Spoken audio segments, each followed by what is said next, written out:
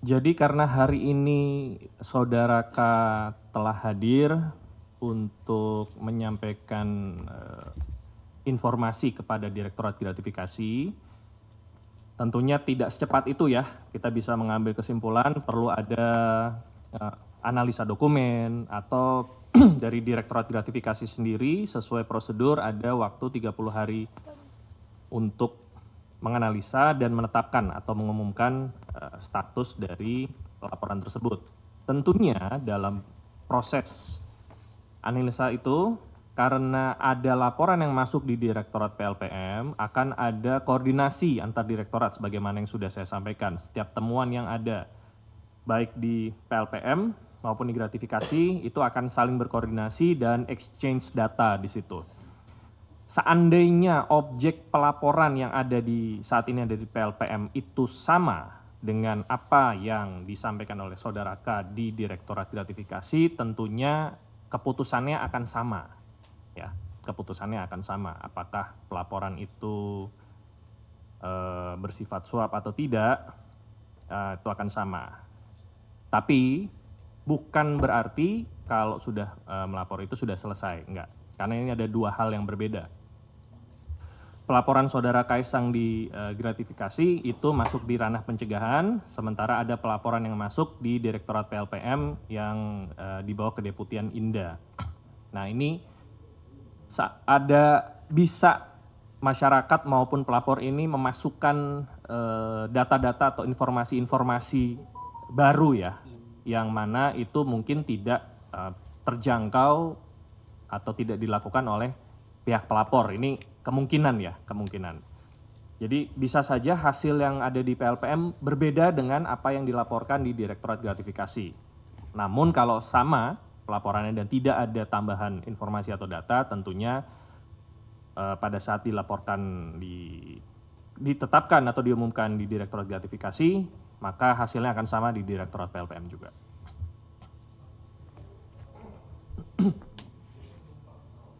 Ya.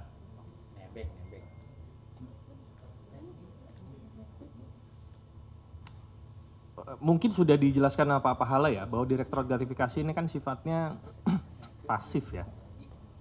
Jadi kalau dari sisi Direktorat Gratifikasi itu bergantung kepada bahan-bahan yang nanti akan diberikan oleh Saudara K di sini, di mana yang bersangkutan juga bersedia kalau dibutuhkan informasi tambahan dari Direktorat Gratifikasi mungkin meminta informasi tambahan, bersedia untuk memberikan. Saya pikir ini merupakan bentuk niat baik yang bersangkutan untuk bisa menjelaskan, bisa mengklarifikasi hiruk pikuk yang ada di masyarakat ya. Nah, apakah nanti akan mencapai dari sisi pemilik pesawat segala macam, itu nanti akan dilihat posisinya lebih beratnya di pelaporan di PLPM ya, di PLPM. Kalau di gratis dia hanya sifatnya menerima saja. Kalau PLPM ini mungkin sebagaimana yang sebelum-sebelumnya saya pernah sampaikan, lebih banyak lah dia bisa menerima dan mencari data dari sumber yang lebih banyak dibandingkan Direktorat Gratifikasi.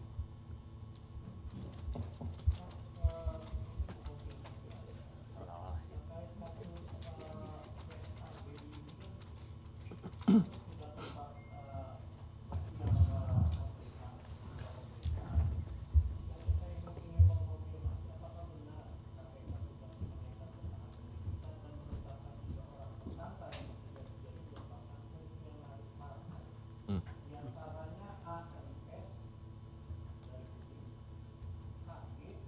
Hmm. Hmm.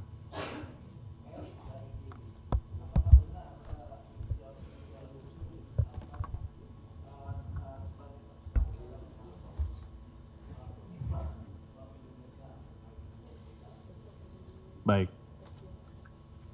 Ini kurang lebih sama jawabannya sebagaimana yang perkara BJB ya, tadi yang ditanyakan Mas. Bener ya? Yang tadi saksi-saksi yang itu siapa? Yang pertama, Paulus itu. Bukan, satu lagi. Edwin. BPJS, oh sorry. Jadi sampai dengan saat ini patokan saya hanya register ya. Patokan saya register itu yang paling akurat.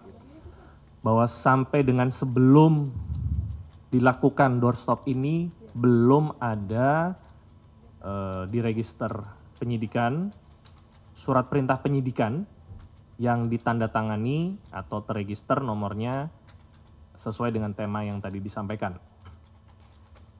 Perkara itu sudah disetujui oleh pimpinan dalam forum expose itu hal yang berbeda, di mana saya tidak masuk di dalam forum expose tersebut. Jadi yang tahu itu tentunya pimpinan dengan pihak-pihak yang berkepentingan di situ, ya. Tetapi sampai dengan saat ini belum ada surat perintah penyidikan yang nomornya harusnya ada di register dan belum ada sampai dengan saat ini.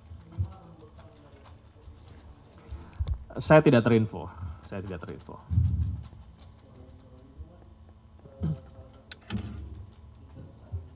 Hmm. Hmm.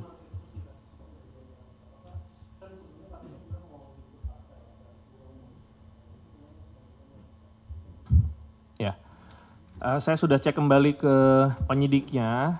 Ternyata yang bersangkutan baru dipanggil 1 kali secara resmi, yang 1 kali ini baru mau berkoordinasi karena ketidakhadiran yang bersangkutan infonya karena sakit. Ya, apakah nanti akan dipanggil kembali dan kapan dipanggilnya, saya tidak bisa menyampaikan karena info itu belum masuk ke saya. Tentunya pada saat yang bersangkutan dipanggil, teman-teman akan dikabari nanti.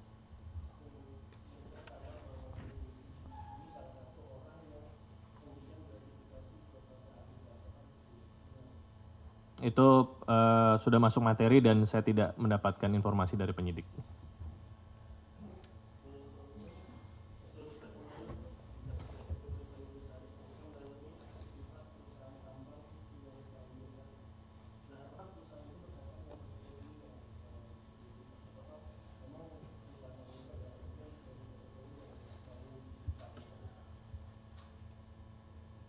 Kalau apakah perusahaan itu terkait dengan TPPU atau TPK, kemungkinan besar iya, walaupun realnya tentunya penyidik yang paham ya.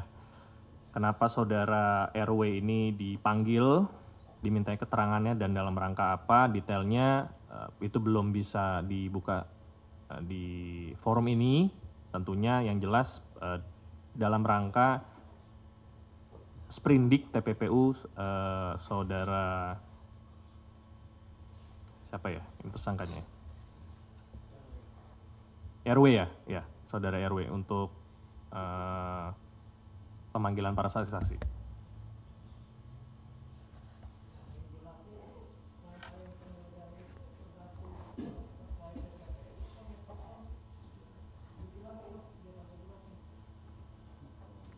Penggeledahannya,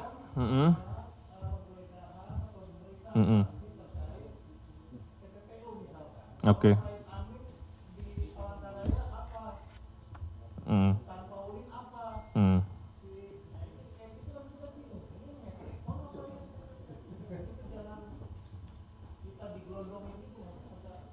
Oke, nanti requestnya Mas Mario akan kita tampung dan akan kita sampaikan ke penyidik kalau seandainya ada informasi terkait pemeriksaan saksi untuk bisa diperjelas ya kaitannya apakah metrik ton atau TPPU. Oke, makasih.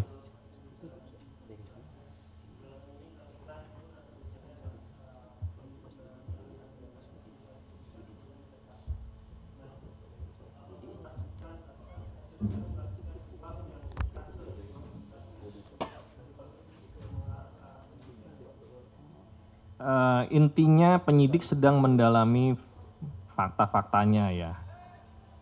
Tidak menutup kemungkinan adanya pengembangan ke arah TPPU, tetapi itu masih didalami.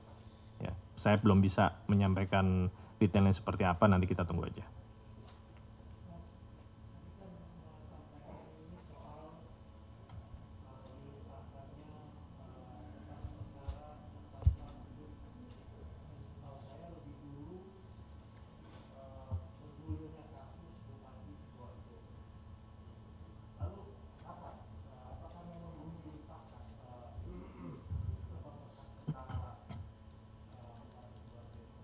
Nanti saya cek. Ini kebetulan penyidik yang perkara AGK ini memang proaktif untuk menyampaikan, untuk disampaikan ke teman-teman jurnalis. Cukup berbeda dengan satgas-satgas lain, tapi nanti saya coba akan tanyakan apakah perkara yang tadi Mas Mario tanyakan sudah dilimpahkan ke penuntut umum atau belum. Oke? Ya.